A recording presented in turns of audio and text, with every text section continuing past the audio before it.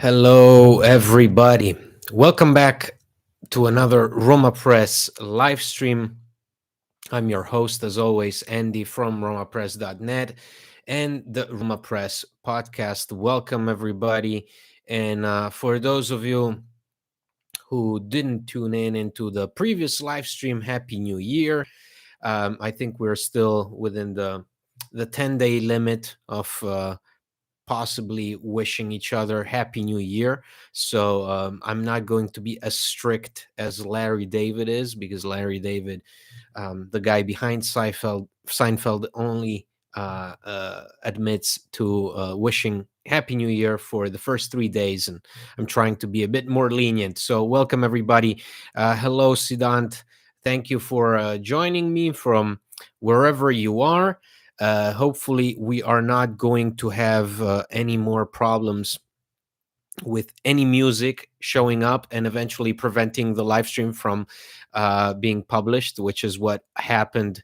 I think it was right after Christmas, and or maybe it was Christmas Day. It could be when music was playing in the background, and unfortunately, I had to take the video down in order to avoid a copyright ban. So those are the stories, and hopefully, as more people join us eventually in the coming minutes, we will get into tomorrow's match with Lazio. But also, I was planning to discuss with you, obviously, the transfer window and the names that have been popping up, such as Soyuncu, in the last few hours.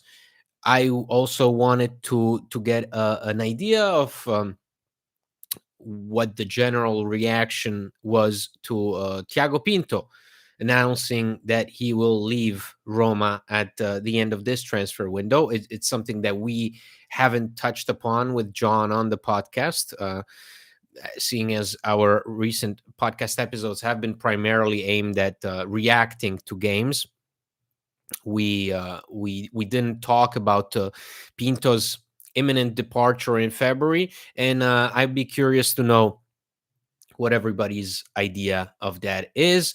There have been several names linked to us for the next sporting director. Roma obviously announced via their official website that I think I'm quoting here that within the coming weeks, the search is on for another sporting director, and then within the coming weeks, there will be an announcement. So, that is something that we can also talk about, and I think the implications of that are very interesting. And I think the names that we're seeing sort of outline the direction that Roma want to go in. Hello, Vladimiro. Thank you for joining me from London. I already know whenever I see you. What's up, Alexander?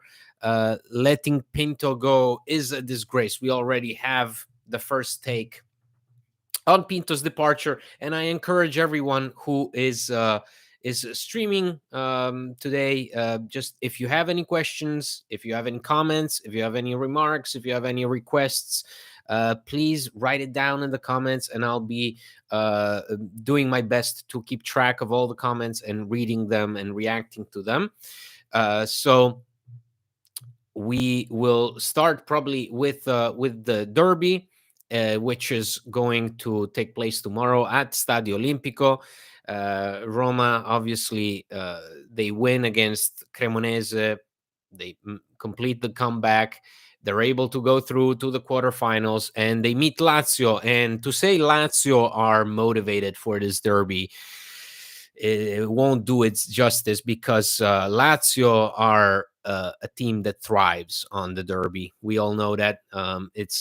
They've, as I've said on the podcast a number of times, the derby most of the time over recent years was all about which team out hustles the other team, and I think that has been more important. Forget about tactics, forget about who is available, because that's another storyline for tomorrow. Lazio are missing several key players and could miss several more, as for example, their goalkeeper Ivan Provedel was sick today. Mattia Zaccagni is also doubtful. He was injured in the last game that Lazio played against Udinese. Obviously, no Ciro Immobile. That's another big miss for Lazio. Luis Alberto potentially back with the team. So, but the storyline is of two teams sort of limping their way into this match.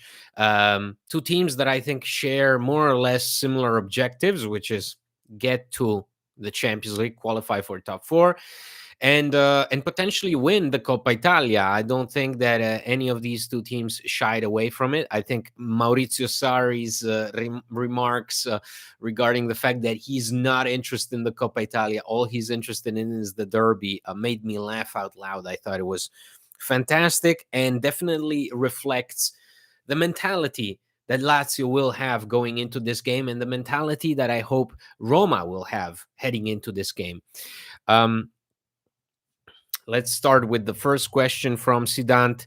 Do you think there will be a direct impact of Pinto going on? Oh, will Pinto's decision to leave have an effect on Jose's renewal?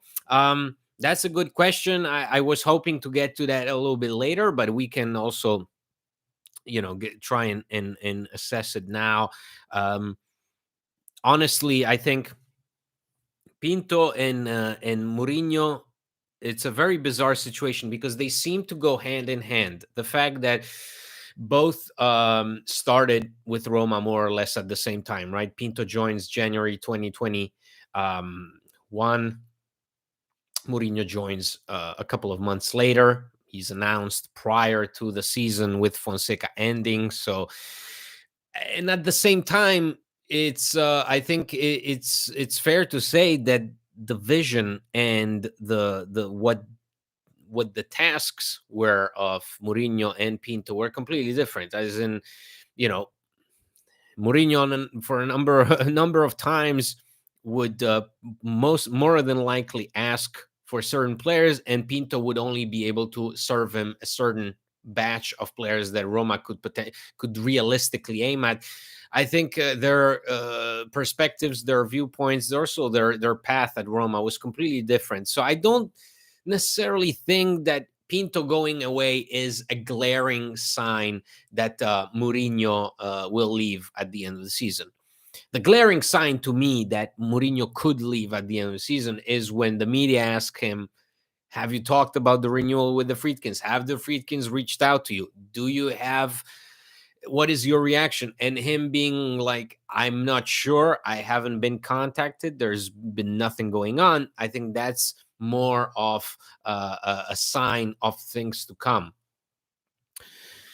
Eddie, hey man, do you think Mourinho will give attention to the Wednesday derby over Sunday showdown against Milan? No, I think at this point, every single match is a must-win game. Obviously, Mourinho will make considerations with regards to the defense because, as we all know, Diego Llorente went down in the match against Atalanta. Dean Huijsen came out and showed up. Really was fantastic. I wanted to pay attention to him as well because to be 18 years of age and to have played only 12 minutes and then first game with your new club, you're called upon to replace a starter and play an entire half of football against quite difficult opponent such as Atalanta. That's challenging for anybody, let alone for an 18-year-old. But that also goes to show that the U23 squad that Juve have, the quality of that category of football is miles superior to the Primavera. I think it's so. With the exception of how the defense is looking, I honestly think Mourinho is still going to field his strongest 11 tomorrow and against Milan. I do expect to see Miles VR, and I'm very excited to see Miles VR start in a match of this caliber because so far Miles VR has been involved in games against lesser opponents, against opponents that would hardly go in front of goal.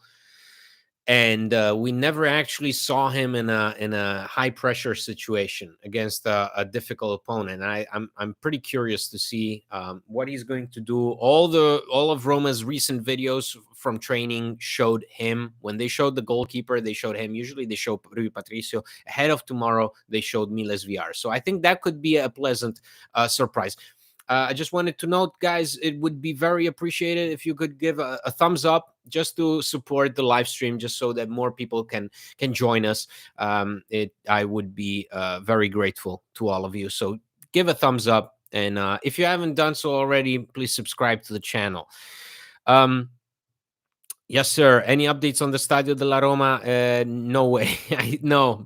First of all, I'm the wrong person to ask, but also, as someone who regularly checks Italian news for the website for Roma Press, when I do my morning check of the Italian media reports, there's nothing right now. So it's all quiet on the Roman front.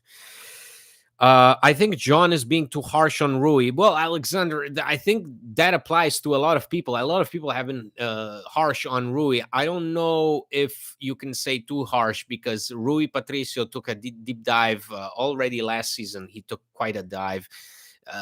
This season, he hasn't done enough to be reconsidered. I think the expectations were so high once he put in those wonderful performances in his first season of the club, and sort of, I mean, he basically took back that position that had been plagued by the likes of Robin Olsen and Pau Lopez.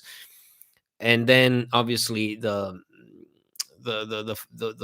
downfall in his second season, and I think this one, it has been very rapid, very evident. So, but I do agree, recently he's been more alert. I still think on that goal by Rabiot against Juve, Rui Patricio is 100% at fault there.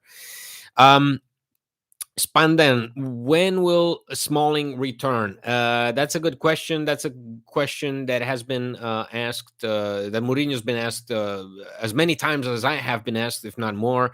And the answer is always the same. We don't know. Mourinho, the most recent comment he made was that Smalling's injury has ruined this season for him, in the sense that to not be able to count on arguably your strongest defender is a huge curse for the season, for the team, for how the team functions. And basically, because basically you're playing catch up all the way. You are trying to figure things out. You're trying to get Rasmus Christensen to start playing as a center back. You're trying to adapt Zeki Salik as a center back, and here you are relying on an 18-year-old on loan from Juve. Because Smalling is not there. So, but the answer remains the same. It's all up to Smalling, and Smalling so far has been very reluctant to do anything about this injury. With the exception of some physiotherapy, there's been nothing going on behind the scenes. Roma tried to get Smalling to undergo surgery in order to shorten the amount of time that he was out, but Smalling rejected this idea upon consultation with a doctor in London. So Mourinho said he doesn't expect Smalling to be back before the end of this month. I would assume, God, I mean, it's almost 5 months that he's been out, so I would assume that with a knee injury, it's probably going to be another month. But who knows? I think this particular injury, because it's not an ACL, it's not a tear, it's a chronic pain, and it has to do with the cartilage in his knee. It's something that is, I think, 70% mental. At least it seems from Mourinho's comments. Whenever he makes these comments about Smalling, he always pits him against Gianluca Mancini, who's also dealing with a chronic injury. He's supposed to start tomorrow. Uh, he's been playing through a groin injury, something that's been nagging him for the past 2 months. He's been playing through it.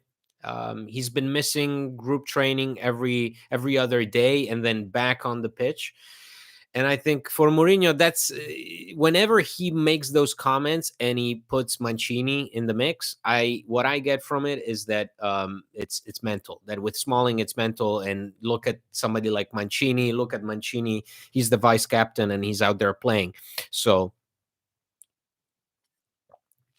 Is Spinazzola staying or leaving this winter? Well, that's another good question, because it immediately taps into what Roma are trying to do on the transfer market. Roma are trying to sign another defender, besides Dean Huijsen.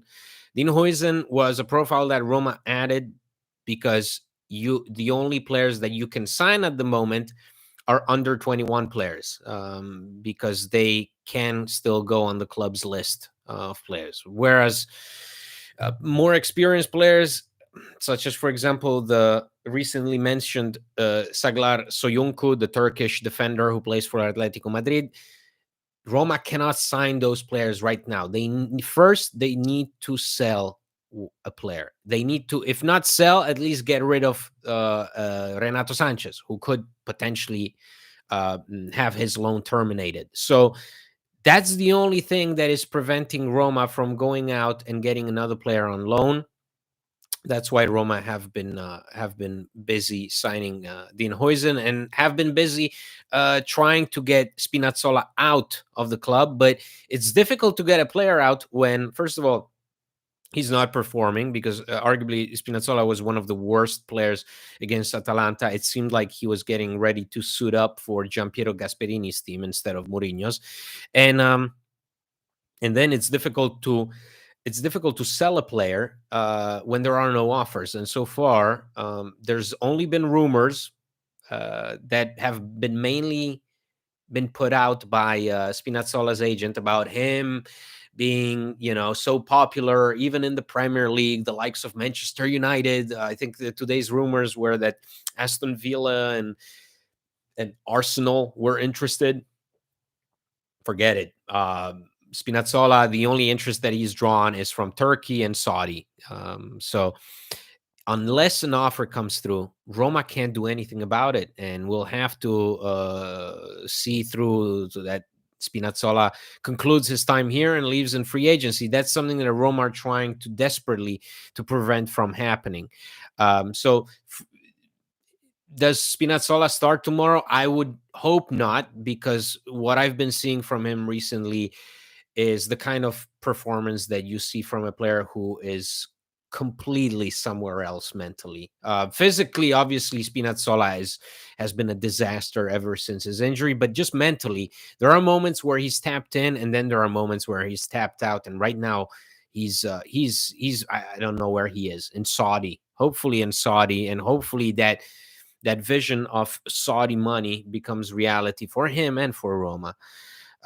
So tomorrow, I expect really to. I don't know if Dean Huijsen will play, because Diego Llorente was involved in training today. Really depends on how much trust Mourinho wants to place in this 18-year-old kid, providing that Christensen, for example, will not play as a center back. I would assume that that Mourinho would still favor somebody like Christensen to play ahead of Huijsen in a match of this importance and this difficulty, because it's always tricky, to throw somebody out there like that. It's tricky, but I still believe that, for example, Brian Cristante will be back in the defense. Gianluca Mancini will also be back in the lineup, and then we will have Leandro Paredes, Bove, perhaps Andrea Bellotti. Who knows? Although I really do believe that, with the exception of Miles VR, it's going to be Roma's strongest lineup. I do believe that it's going to still be, Mourinho will still treat this as a must-win game, because it is, and the consequences of it. We know how much energy Lazio draw from winning the derby. We've seen that enough times recently. Unfortunately, it's been the case. Lazio have been the better side. I mean, they have come out of the derby as the winners more often than not in recent years. And the energy and the momentum that they've gained from that is huge. So heading into the match against Milan on the weekend, the Coppa Italia game with Lazio is I think the importance of it is tremendous. Roma might have better quality than Bologna, Fiorentina, but the injuries are killing us. Every match, a different team structure. Well, Bologna have suffered a series of injuries, and obviously it's taken a toll on them recently. Fiorentina are very have been very impressive recently to a degree, to a Vincenzo Italiano degree. I still think Vincenzo Italiano, no matter how much praise he gets, he still is probably the more limited of the younger coaches in Serie A. I honestly, if you put Thiago Motta next to Vincenzo Italiano, I take Thiago Motta any day. And Fiorentina are very active on the transfer market. They even asked for Rick Karsdorp on loan, and Roma said no. Roma said only on a permanent deal. So that would have been funny to see Karsdorp all of a sudden. Again, a guy who has gone through so many phases in his stay at Roma, from bench player to borderline being excluded from the squad to being a starter in several games, consecutive games, important games, and then being linked to these most random destinations. I still find it hilarious. And he's been here since 2017. Good God. Um, Amazing, Vincent. Good to see you, man. Thank you for joining us again after all this time. Ciao, Andy. Do you think we'll see Renato Sanchez get minimum minutes or get minutes, or is he still injured and out of the project? Well, Renato Sanchez, I believe that tomorrow he's still out. He had an ankle sprain in training, and I do believe that he's still out. There have been no news of him being available for tomorrow. There have been no news of him being involved in group training. So I do believe that Sanchez is one of those players that, if Roma have the chance to terminate his loan, if PSG and if his entourage find a solution for him, whether that is Greece, Turkey, whatever hellish destination they may find for him, that's when Roma pull the trigger. They pull the trigger on him, and they pull a trigger on another signing. But once again, it's largely out of Roma's hands. Roma, as always in these situations, especially January, they have their hands tied. Just like last year, remember, with Nicolo Zaniolo, he has this falling out with Roma. Roma desperately look to find something that could be appealing to him. He states his preference for the Premier League, and Roma find him Bournemouth. Bournemouth are ready to make a really good offer at that moment in time, and Zaniolo pulls out. The only time he pulled out. He pulls out of talks. He says, no, thank you. And instead he goes to Galatasaray a few weeks later for less than 20 million, I believe, at that moment in time, in fixed fee. So it's and Roma had their hands tied in that moment as well. So it's a difficult month. It's a difficult month because a lot of these things are out of your hands. And so, once again, Roma must survive. Roma must make sense of the situation. Roma must somehow get the team up and running and get the team stronger in the absence of Ivan Dika, Houssem Aouar, who are both away to AFCON. They must deal with these non-entities such as Renato Sanchez, players that have zero impact, that are sitting there, that are taking up space, they're taking up money, taking up precious spots in the UEFA list. Chris Smalling also, I mean, a guy who you just renewed in the summer for another 2 years, goes out and is out for 5 months with no return in sight. So it's tough. It's tough, but it's doable. I mean, we've been there, we've done that. We've been here with the likes of Ivan Marcano and Jonathan Silva. So, this is not our first tango. Hi, Andy. I think Huijsen deal is a purchase disguised as loan to work around financial fair play. Ooh, Mazin, good to see you, man. Our good friend and patron, Mazin. Mazin, I really honestly think that it's difficult to envision a dry loan ever being a disguise for a purchase. Honestly, uh, with Huijsen, his entourage, his own father recently was asked right after the game against Atalanta. He was asked about what the aim of this loan is, and They're not. Their idea is get some experience, get some minutes here at Roma, and then in June back you go to Juve, and then you see what Juve's plans are for you. But I mean, listen, if he does well, and honestly, I hope he does well because Roma need it. Roma needs something. Roma need a spark. If that spark even comes in the form of an 18-year-old defender with practically zero experience with the senior team, then great. But if he does well, and even if he goes back to Juve, that doesn't necessarily mean that Roma are in the mix. A dry loan, it's a dry loan. You saw for yourself how Diego Llorente, the whole deal with Diego Llorente happened, and that's a that's an out of favor player, a player that Leeds were trying to get rid of. How long it took to even negotiate yet another loan for him. So dry loan is very complicated, and dry loan is the only thing that Roma right now can afford. Unless somebody leaves, dry loan is the only way to go for Roma. Um, do you think having Bonucci could be beneficial despite his drawbacks? Um, uh, that's good. That's a good question, Alexander. I think Bonucci right now would be too big of a distraction. I mean that in the sense of the locker room, because a guy like Bonucci comes with a huge bag of ego, and he comes also with a huge noise around him. Noise in the sense that this is not a guy that is welcome in Rome. I'm honestly, I don't get involved in stuff like that. I'm honestly indifferent. I remember people saying they didn't want Kolarov, and they ended up loving him. But Bonucci comes with this whole baggage that I don't know if Roma could handle at this point in time. So even just from an emotional standpoint, psychological standpoint, it's definitely not something that Roma would need.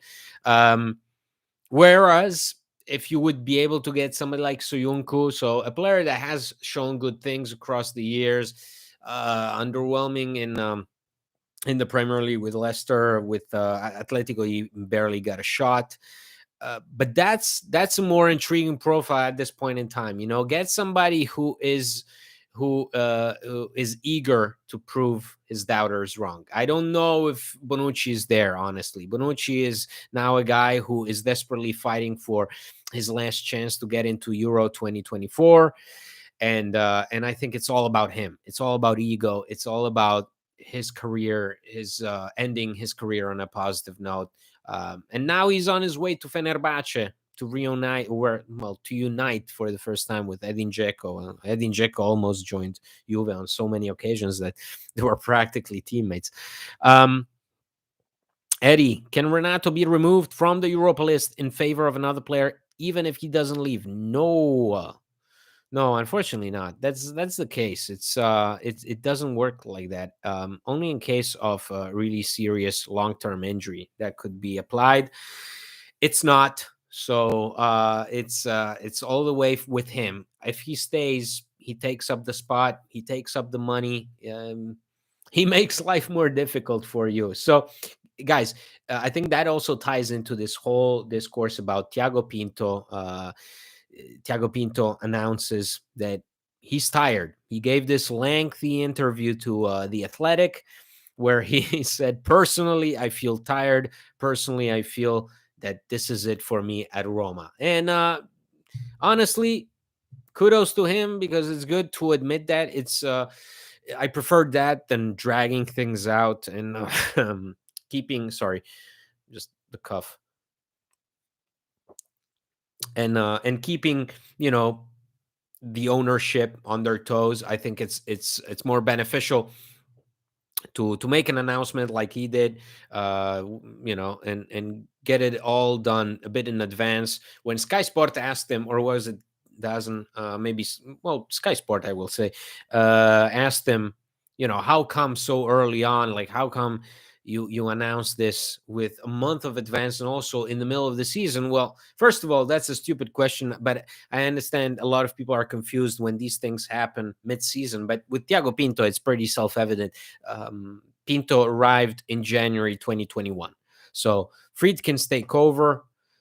Pinto is the first name they sign, the first guy they appoint in a managerial position. He comes in January 21. He has 3 years on his contract, and this contract is about to run out. So, but I do wonder, because this is something that John mentioned to me and mentioned to some of our patrons in the WhatsApp group chat. And if you want to join the WhatsApp group chat, if you want to also get some cool merchandise, or if you want to have early access to podcast episodes, you can.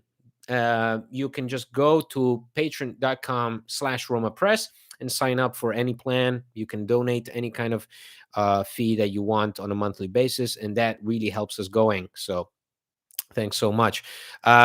John mentioned that relations between Fritkins and Pinto had been very positive. There was even talk of possibly renewing his deal in the fall. And then all of a sudden, things got really quiet.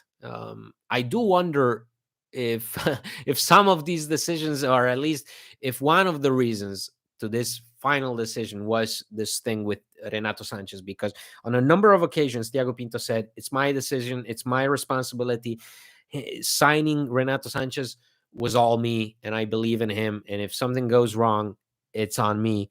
I do believe that to an extent that can definitely link to this sudden turnaround, both in attitude and in decision making, where Pinto is just like, I'm tired, I want to get out of here, I want to, if I get offers from the Premier League, great, I want to experience it all.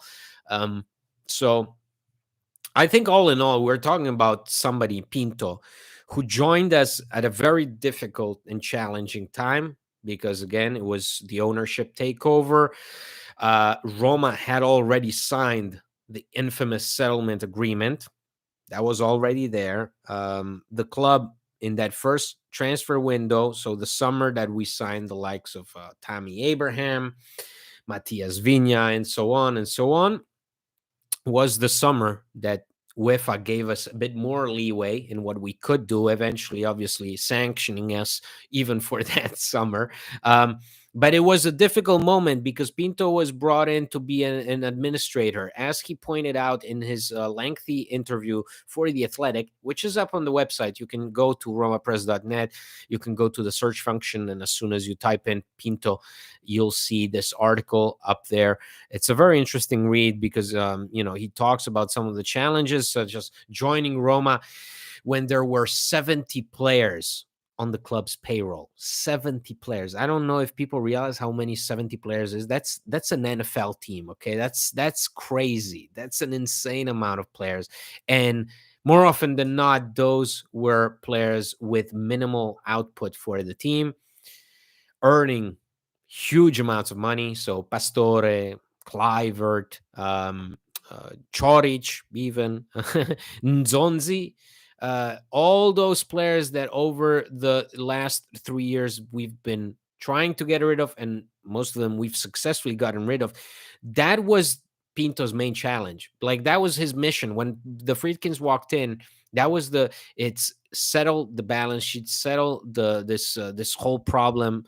We're spending way too much money on this team, and we have players that have zero output for us. So do that. And Pinto, when it comes to player exits, has been incredibly impressive, and I think that's something that I will be most thankful for. And I think that was really the difference between him and everybody else prior to that, because Monchi and Petracchi came in to act as sporting director. Both of them almost had, like, Monchi had carte blanche. Petracchi less so. Petracchi didn't even really have time to settle a network because he was gone. I mean, less than a year into his tenure, he was gone. So then we had obviously Fienga, who was getting everything done via agents, and it was a weird period in time because Pallotta was on his way out, and Pinto comes in not as a sporting director, but for the first time we get the title of general manager. I think that speaks to the type of work that he was supposed to carry out, and I think he's carried it out. And I think if he's walking away now, it means that his job is done. Whether that implies that Mourinho's job at the club is done, we have to see. But I do believe that, listen, 3 years is 3 years. That's a solid time, and we can. I think the general feeling is Roma want to go into another direction. So, oh wow, love from India, Subhad. Thank you so much for joining us, probably at a very late hour. So thanks for joining the live stream. I appreciate it. Let's see what other questions. Amazing Vincent. I don't want Spina or Zaleski starting. I'd rather have El Sharawi as a left wing back or Salik. Well, I think Salik at this point, honestly, is just going to sit as a center back, or sit on the bench as a backup to any center back. I think that Mourinho is right now is so worried about this these issues that have been plaguing the back line, that he's just holding his options, holding his cards right there, close to him. So um I do think that Spina and Zaleski both have shown very, very little. If you look at the number of accurate crosses that we had against Atalanta from the likes of Karsdorp, Spinazzola, Zaleski, and Salik, they all played.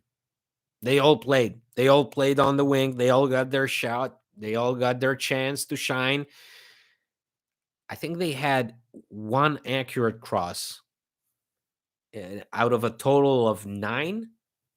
So I'm just saying it's bad. It's really bad. And it's even worse when the team has to play a 3-5-2. And it's even worse when the team is actually playing well for what they've shown us in those first 3 to 4 months of the season. Roma have been really good recently. They've been alert. They've been sharp. They've been more risk taking, or willing to take risks when going forward. They've done a much better job at getting Paulo Dybala involved, getting Romelu Lukaku involved, at getting something out of Bove. Bove right now is playing really, really well, and I think we are all happy with him. Mancini has been a standout. So things have been going well, despite the fact that the results may have not entirely been there. This Roma is trying something out right now, and I think mostly it's working, with the exception of those wingers. So it's a system that relies so heavily on the likes of Spinazzola, Zaleski, Salik, Karsdorp, and so on, that to have those guys be the weakest link in the team is unbelievably detrimental. It's basically like when Kolarov, who for so long was the engine of the team. I mean, think about his first season, even his second season at Roma. He was the engine. He was the regista. Even though he was a left back, he was the regista. As soon as his form dipped, as soon as he started performing badly, Roma's level of play, the quality just went down drastically. And I think that's if you base your whole game plan around getting the ball to Leonardo Spinazzola, and then in a crucial moment he delivers that pass to Romelu Lukaku, to a striker of Romelu Lukaku's caliber, he delivers that pass from that distance in that situation at that moment in the game. You will never get better in that situation. So does Mourinho, Leo, does Mourinho have desire to use Pagano and Pizzilli? Why are they not even used in recent matches? Well, Pagano hasn't had a shot since I don't know when. Pizzilli to a lesser degree, but I think eventually they do. It's just, what do you do with them? Do you throw them in the mix and hope for the best? Because that would be quite detrimental. I think it's going their time is going to come, definitely, because that's been Mourinho's attitude for the past 2 years. Since that first season, sort of he's grown accustomed to doing that. But honestly, when was the moment in recent games where you would have made use of Pagano and Pizzilli? Because with the exception of Cremonese, I can't really think of a single game where you would feel safe to put them on, and would even think that it could be beneficial for them in the long run. Honestly, if you put these kids in a situation where they get overwhelmed, and you drop the derby or you drop the Juventus game because of them, that's, I don't know. Roma have done it in the past, blindly trusting these kids. I mean, obviously, we all remember Felix. He gets that first debut right against Genoa. Remember, a beautiful brace. He saves us, and that guarantees him a starting spot in the lineup in a run of games that he was not suited for. So he was not good enough for, and I think that he never really came back from that. So I don't know. I don't know, guys. When you watch Roma for as long as I did, and especially in these years where the club have really just start throwing these Primavera kids out there, yes, there is part of you that gets excited because of the possibilities that are there, but also to a degree, you more or less realize that not everyone is like Bove. Because even look at Nicola Zaleski, he's had his he's had his moment. I don't know if that moment is still there. I don't know if this is a player that Roma can still count on. Zaleski, realistically, Bove has a future at this club. Zaleski, not so much. I'm afraid. Amazing Vincent. It's funny because Indica has better crosses than all of our fullbacks. Absolutely. You can say that again. I mean, Huijsen had more accurate passes than I can think Spinazzola has had all season long. And this is an 18-year-old who made his debut for Roma, who so far had played maybe 10, 12 minutes for Juve. Um, so Roma, for the most part, going into this derby, they have a series of players, as I mentioned before, Bove, Mancini, now Paulo Dybala getting involved again. Um, Even Lukaku, who I think I think Lukaku really needs to start getting more involved in those big games. For example, against Inter, he was not the Lukaku that you need, the Lukaku that you can count on. He still needs to shoulder that responsibilities because this is a team that needs him in those moments.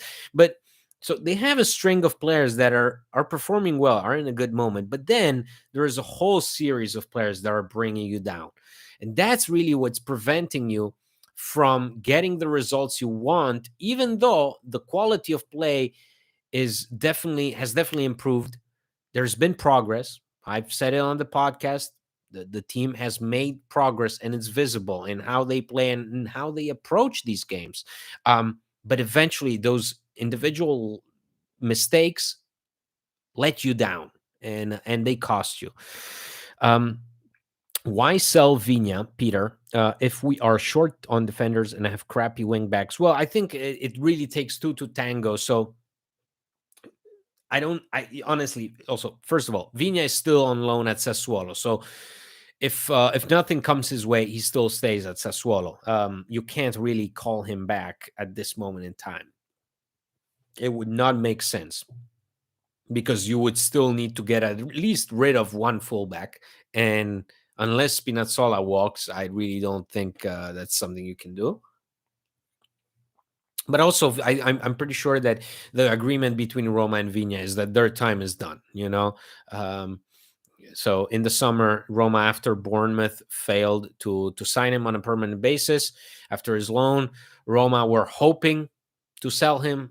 That didn't happen. So now he's at Sassuolo trying to get to back to a certain level that would allow him to join another team on a permanent basis. But I'm pretty sure he's done with Roma. I'm pretty sure that eventually he'll go back to South America. So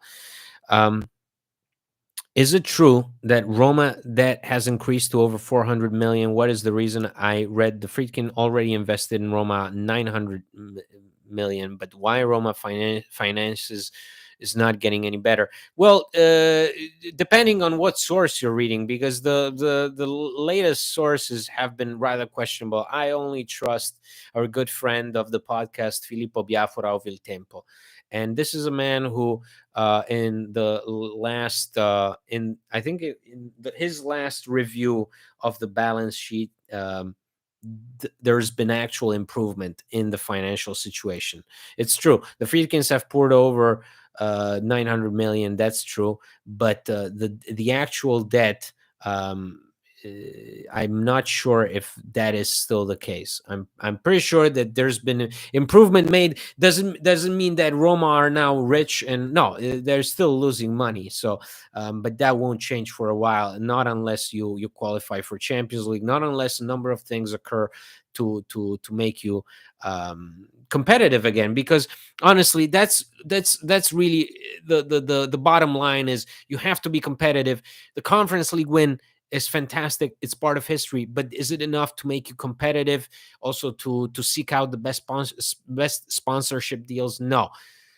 What Roma have been able to do in the meantime, getting the stadium sold out basically on every single occasion, no matter what the game is, whether it's Cremonese on a Wednesday night or a packed derby, that has to count for something, but it only counts to a certain extent. So, um, hello, AD. Thank you for joining me all the way from Australia. That's very nice of you.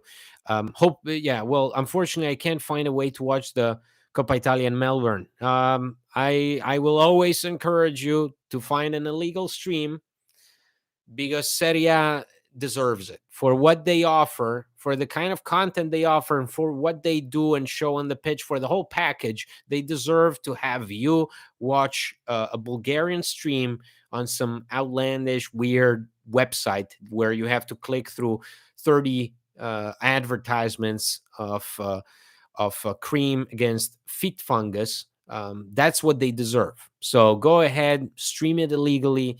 If you need links, go to Reddit, and that's where it's going to happen. So, um, but I look forward to hearing the take from Roma Press. Thank you, Haiti. I appreciate it. But hopefully, you can find a way to follow the match. Um, I'm going to refer to your previous comment. Hopefully, Spinazzola walk. I think that's a sentiment that we all share here tonight. That's a sentiment that has to be shared because unless Spinazzola or Renato Sanchez walk, this is where the club's transfer window ends. Pinto was very open about it in his last interview prior to the match against Atalanta. First of all, he said the release clause in Dybala's contract is not something that Roma are worried about because I saw a lot of people were asking whether Paulo Dybala is all of a sudden going to go to Chelsea or whatever. No, Roma are not preoccupied with that. They are preoccupied with other players not leaving, such as Spinazzola. If you lose Spinazzola on a free, that's very detrimental to Roma, and it prevents you from adding somebody else to the team in January. So unless Spinazzola and Renato Sanchez go, no can do for Roma all the way until February. Ciao, ciao, Oleg. Thank you for joining us even so late. But it's missed today's talk. But Spinazzola still shit. Absolutely, I think that was the general consensus. We all agreed that Spinazzola, Zalewski, Karsdorp, and company are quite bad. Have been quite bad. And unfortunately, Roma, they have these situations on and off the pitch that are holding them back from really building some momentum at this point in time.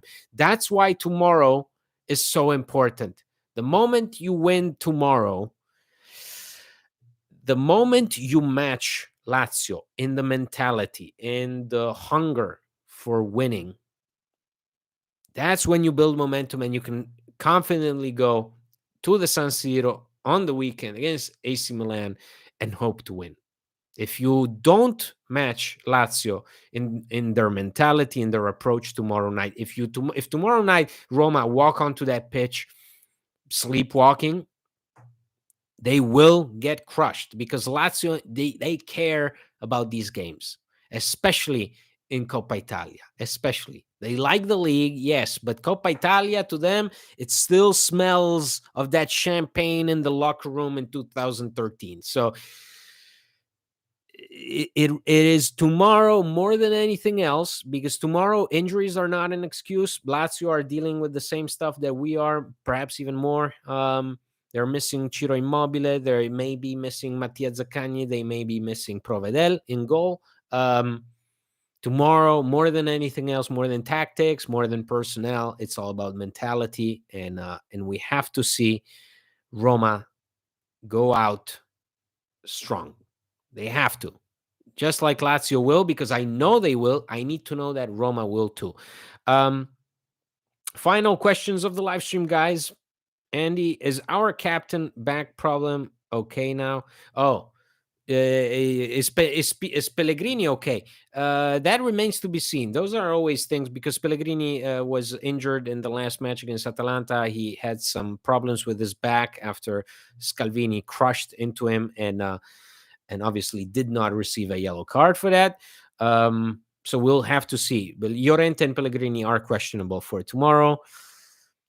Spinazzola is on another level of crap, says Haiti. I agree. I mean, Spinazzola is on another level of crap because of how unprepared he seems on the pitch, how completely unfocused he seems. Zaleski is crap because he's crap. At this moment in time, he's just crap. But Spinazzola is clearly a guy who's thinking about that oil money. That cross to Lukaku was biggest piece of crap I have ever seen. Yeah, it's considering the stakes involved, absolutely. I think we're going to end it here tonight, guys. Thank you so much for joining me. If you haven't subscribed to this live stream and to this channel, please do so. You can subscribe, and you can also click on the bell. So whenever we schedule these live streams in advance, you get notified. Whenever we drop the video version of the podcast, you can watch it here. And obviously, you can follow us on all social media platforms, including Twitter, Instagram, and Facebook. You can also follow us on our website, where you can get all the latest news. And if you like what we do at Roma Press, please consider becoming a patron at patreon.com/Roma Press. So once again, guys, I'm very thankful that you joined me tonight to discuss the derby. Hopefully Roma show up tomorrow night. Hopefully they get it right, because again, the implications of a win could be massive, considering the schedule that lies ahead, considering the situation Roma are currently in. And whatever happens on the transfer market, I'll be there to discuss it with you guys in the coming days. So please hold on tight. Forza Roma, and see you soon, guys. Talk to you soon. Forza Roma as always. Ciao.